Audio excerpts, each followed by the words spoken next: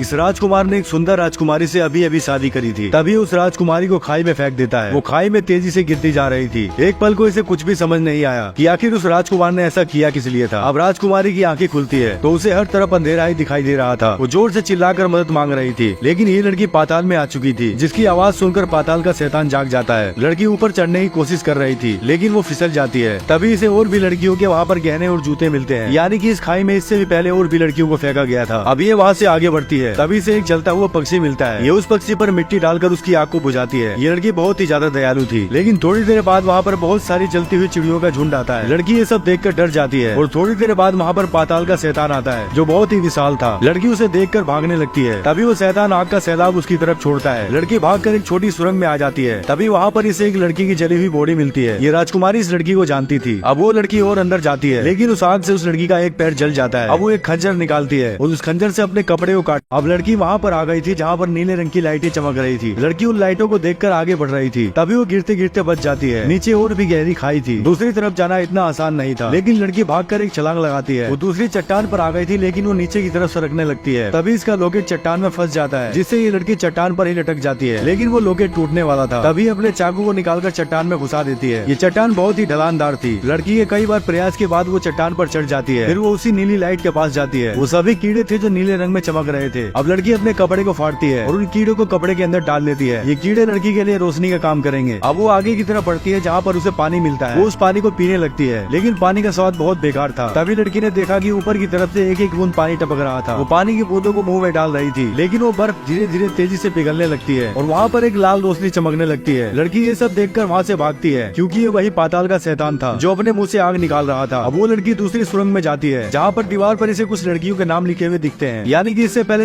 अब लड़की भागकर दूसरी सुरंग में चली गई थी, जहाँ पर कई लड़कियों के नाम लिखे थे, यानी कि कुछ लड़कियां भागकर इस जगह तक पहुँच गई थी और मरने से पहले अपने नाम को चट्टानों पर लिख दिया था। तभी लड़की ने देखा कि इसके जले हुए पैर पर वही चमकीले कीड़े चल रहे थे। लड़की उन कीड़ों को हटाती है, लेकिन जब उसने ध्यान से देखा तो उसका घाव ठीक हो चुका था। ये कीड़े जिस घाव पर भी बैठते थे वो घाव ठीक हो जाता था। अब लड़की यहाँ से और आगे जाती है, जहाँ इसे एक कमाल का दृश्य दिखाई देता है। इसको लगता है कि यहीं से जाने का रास्ता होगा, लेकिन उस पूरे रास्ते पर नुकीले कांच के पत्थर थे। अब लड़की इसी रास्ते से बाहर निकलने की ठानती है। उसे एक पुराना ताज मिलता है। उस ताज को नुकीले पत्थरों में फंसाकर चढ़ने लगती है। धीरे धीरे वो लड़की बहुत ऊपर चढ़ चुकी थी, लेकिन तभी नीचे पाताल का शैतान आ जाता है और लड़की ने जिस नुकीले पत्थर को पकड़ा हुआ था वो पत्थर टूट जाता है। लड़की नीचे गिरने लगती है और उस शैतान ने भी अपना मुंह खोल लिया था, लेकिन लड़की उस ताज को दूसरे पत्थर में फंसा देती है और ये फिर से ऊपर चढ़ने का प्रयास करती है। आखिर में ये ऊपर तक पहुँच जाती है। फिर इस लड़की को एक नई उम्मीद दिखाई देती है। इसे बाहर जाने का रास्ता मिल गया था। वो यहाँ से बाहर जाती है, लेकिन लड़की ने देखा कि उसकी ऊंचाई बहुत ही ज्यादा थी। अब लड़की यहाँ से बाहर नहीं निकल सकती थी, क्योंकि ये बहुत ही ऊंचाई पर थी। लड़की बैठकर रोने लगती है और थोड़ी देर बाद इसे नीचे कोई दिखाई देता है। ये उनको आवाज लगाती है, लेकिन इसकी आवाज वहाँ तक नहीं पहुँच पा रही थी। तभी यहाँ पर ड्रैगन आ जाता है और लड़की को किसी की आवाज सुनाई देती है। उस आवाज को सुनकर ड्रैगन उनकी तरफ चला जाता है। वो लोग किसी लड़की को पुकार रहे थे, लेकिन लड़की बहुत ऊंचाई पर थी। यहाँ कुछ लोग पहुँच चुके थे। ये उस लड़की का पिता था और लड़की उतरकर नीचे आ जाती है, उनको ढूंढने लगती है। लेकिन आगे चल के लड़की को बहुत सारे सोने के गहने मिलते हैं। ये गहने उन्हीं 3 लड़कियों के थे जिन्हें मारा गया था। तभी यहाँ पर 3 अंडे टूटने लगते हैं। ये सभी ध्यान से देख रहे थे। उन अंडों से उसी ड्रैगन के बच्चे निकलते हैं। तभी आदमी उनको मारने का आदेश देता है। वो सैनिक उन्हें मार देते हैं और अब शुरू होने वाला था मौत का तांडव। वो ड्रैगन गुस्से से उड़ता हुआ आ रहा था। सभी सिपाही तैनात थे, लेकिन इनको क्या पता था कि वो ड्रैगन इतना खतरनाक हो सकता है। सभी सैनिक पल में मारे गए थे। अब केवल लड़की का पिता ही बचा हुआ था। ड्रैगन से माफी मांगता है, लेकिन ड्रैगन इसके पास आकर उसे पंजे से पकड़ लेता है। यहाँ और भी सैनिक उसी लड़की को ढूंढने आए थे। लड़की उनकी आवाज सुनकर उनकी तरफ जा रही थी, लेकिन तभी वो ड्रैगन फिर से आता है और एक सैनिक को उठाकर ले जाता है।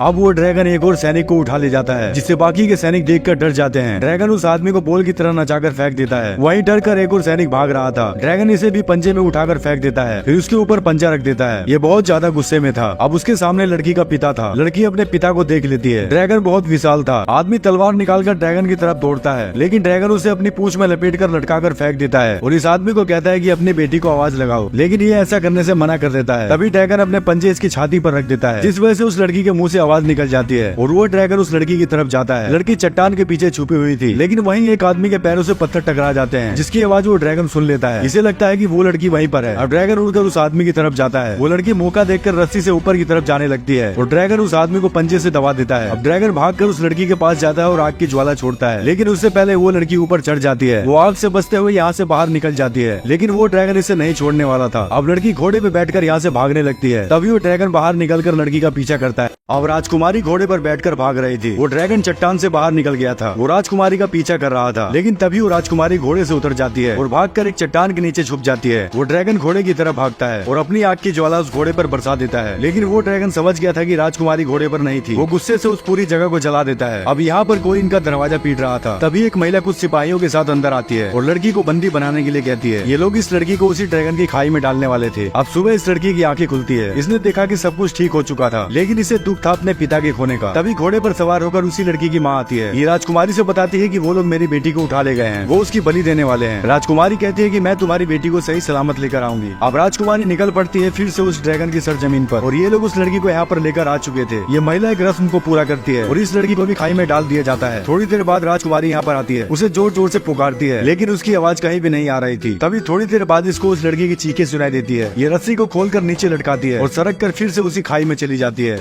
अब ये लोग उस लड़की को खाई में डाल देते हैं और थोड़ी देर बाद राजकुमारी यहाँ आती है। ये उस लड़की को पुकारती है। तभी वो लड़की खाई के नीचे से चीखती है। राजकुमारी फटाफट रस्सी को नीचे गिराती है और उस रस्सी से सरकती हुई नीचे की तरफ जाती है और ये फिर से उसी ड्रैगन की जगह पर आ गई थी, लेकिन वो ड्रैगन उस लड़की को पंजे में दबा कर ले जा रहा था। लड़की बेहोश हो चुकी थी। अब राजकुमारी फिर से भागकर उसी चट्टान पर कूदकर चाकू को फंसा देती है, फिर उन्हीं चमकीले कीड़ों को कपड़े में डाल देती है। अब राजकुमारी पूरी तरह से तैयार थी उस विशाल ड्रैगन से युद्ध करने के लिए। राजकुमारी अपने पिता की तलवार को उठाकर एक पत्थर पर रख देती है और वहाँ पर एक जाल बिछाती है। ये जाल उस ड्रैगन का ध्यान भटकाने के लिए था और यहाँ ड्रैगन अपने मरे हुए बच्चों से बात कर रहा था। ये उस लड़की की बलि देने वाला था। तभी जो राजकुमारी ने जाल बिछाया था, तलवार के साथ कवच नीचे गिर जाते हैं। ड्रैगन उस आवाज को सुनकर उसकी तरफ चला जाता है और राजकुमारी इस लड़की के पास आती है। ये उसे उठाती है, लेकिन ये ड्रैगन समझ गया था कि ये एक जाल था और वो अपनी उड़ान फिर से भरता है। ये उड़कर उसी राजकुमारी के पास जा रहा था और उनको ढूंढने लगता है। तभी राजकुमारी हाथ में तलवार लेकर इसके सामने खड़ी थी। ड्रैगन कहता है कि ये तलवार तो मुझे चींटी काटने जितना दर्द देगी। राजकुमारी कहती है कि तुम्हारे लिए इतना ही